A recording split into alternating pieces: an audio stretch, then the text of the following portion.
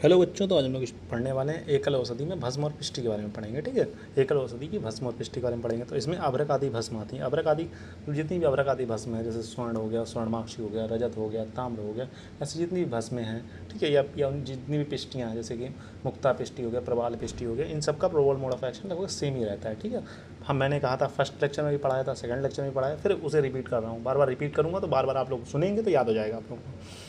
सभी प्रकार की लोह आदि धातुएं मृत यानी भस्मीभूत होने पर शीघ्र ही शारीरिक रस बॉडी फ्लूइड में मिल जाती हैं। प्रयोग करने पर महारोगों को नष्ट कर दें, मतलब जो बड़ी बड़ी बीमारियां हैं जो नॉर्मल दवाइयों से ठीक नहीं हो सकती, वो भी इनसे ठीक हो जाती हैं। ठीक है, भस्मों के अभ्यास से कुछ दिन तक सेवन करने से दृढ़ अर्थात रोग मुक्त शरीर, यानी कि अगर भस्मों का आप लंबे समय तक प्रयास कर रहे हैं या लंबे समय तक या कुछ समय तक भी प्रयास कर रहे हैं तो रोग का नष्ट हो जाएगी। और साथ में ये इम्यूनिटी भी बूस्ट करते हैं, इससे आपको दोबारा जो बीमारी होगी वो पैदा नहीं होगी। ठीक है, पुट से भस्म तैयार की जाती है, उनमें क्या क्या गुण होते हैं। अगर पुट द्वारा भस्म कोई तैयार की गई है, नॉर्मल भस्म तैयार की और पुट के द्वारा तैयार की है, पुट के द्वारा अगर कोई भस्म तैयार की गई है तो उसकी क्या क्या प्रॉपर्टीज़ होंगी उन्हें देखते हैं। तो लघुता होगी, शीघ्रव्यापी होगी और जठग्नि का दीपन करेगी। ठीक है, लघु तथा शीघ्रव्यापी गुण के कारण भस्म शरीर में शीघ्र से मिल जाती हैं तथा शरीर के विभिन्न भागों एक्शन साइट तक आसानी से पहुँचकर अपना दीपन कार्य करती हैं। यानी जितनी भी भस्में हैं वो शरीर में रेडली एब्जॉर्ब हो जाती हैं, यानी एब्जॉर्प्शन बहुत ठीक होता है, जिससे डिस्ट्रीब्यूशन भी अच्छा होगा। डिस्ट्रीब्यूशन अच्छा होगा तो वो एक्शन साइट पर पहुंच के अपना कार्य करती हैं। जिस काम के लिए भी, जैसे कोई है ब्रश है तो वो क्या करेगी, एफ्रोडिक प्रॉपर्टी करेगी। ठीक है, बल है तो बल मसल पर एक्ट करेगी तो आदमी को बलवान बनाएगी। ठीक है, जो भी उसका कार्य है वो अपना कार्य करती है। ठीक है, आचार्य ने कहा है कि जठराग्नि मंद होती है वही सर्व रोग का कारण होती है, मतलब सारी बीमारियों का कारण है जठराग्नि की मंदता। ठीक है, भस्म जठराग्नि की मंदता को दूर करके आप सर्व रोग हर कर सकते हैं। ठीक है, स्वर्ण भस्म में क्या कहा गया, निर्माण विधि है, स्वर्ण पत्र है, स्वर्ण पंच है, कंटक वेदी पत्र है।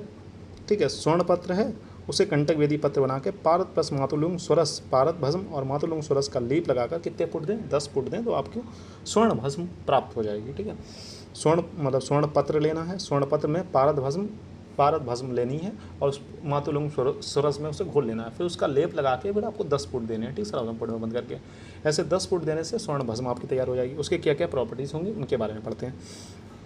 तो फार्मोकाइनेटिक्स एंड फार्मोडायनेमिक्स। तो रस क्या होगा, तिक्त कषाय तिक्त मधु। देखो, फार्मोकाइनेटिक्स और फार्मोकोडायनेमिक्स आयुर्वेदा के मतानुसार रस पंचक होता है। ठीक है, रस क्या है इसका, तिक्त कषाय मधुर है, गुण है स्निग्ध, वीर्य है शीत, विपाक है मधुर और दोष कर्म है त्रिदोष है शामक। चिकित्सा गुण की बात करें, दीपन पाचन ब्रश बल ये समय होगा, मैंने कहा था कॉमन है। साथ में क्या, हृदय है, नेत्र के लिए अच्छा होता है, मेद्य है और रसायन के रूप में आप इसका इस्तेमाल कर सकते हैं। अगर कुछ भी ना याद आए तो मैंने क्या कहा, दीपन पाचन रस्य बल आप लिख के आएंगे। ठीक है, उसका तो इसकी मात्रा करें तो मात्रा इसकी क्या है, 1/8 से 1/4 रखती है। तो मात्रा आप लोगों को याद रखनी है, कितनी याद रखनी है, 1/8 से 1/4 रखती है। ठीक है, अनुपान की बात करें तो अनुपान में घृत है, त्रिकटु है। ठीक है, अनुपान के रूप में आप क्या इस्तेमाल कर सकते हैं, अनुपान में घृत याद लिख सकते हैं और त्रिकटु, ठीक है, इस्तेमाल करते हैं हम लोग। ठीक है, उसका अशुद्ध भस्म सेवन यानी बल वीर स्मृति मेधा और मृत्यु तक का कारण हो सकती है। यानी बल का नाश होगा, वीर का नाश होगा, स्मृति का नाश होगा, मेधा का नाश होगा, मृत्यु कारक भी हो सकती है। अशुद्ध से तो हरितकी और मिश्री को मिलाकर अगर आप 3 दिन तक सेवन करते हैं तो इसकी मतलब अशुद्ध सेवन जो विकार हुए हैं, जैसे कि आपको बल वीर और मेधा का जो नाश हुआ है वो पूरा हो जाएगा। ठीक है, रिसर्च अपडेट एक्सपेक्ट की गई तो 112 इन्फेंट्स पर इसकी रिसर्च की गई, तो उनकी इम्यूनो मतलब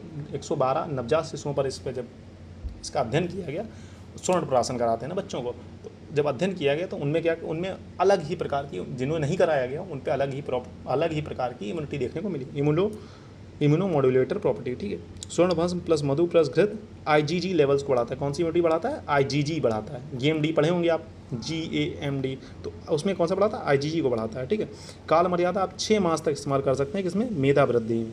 अगर आपको अपने दिमाग की शक्ति बढ़ानी है तो स्वर्ण भस्म का कितने समय तक प्रयोग करना चाहिए, 6 मास तक प्रयोग करना चाहिए। ठीक है बच्चों, फिर तब तक के लिए आप I hope understand the topic. तब तक के लिए इतना ही, मिलते हैं नेक्स्ट लेक्चर में। तब तक के लिए हैव अ नाइस डे, पढ़ते रहें, मस्त रहें।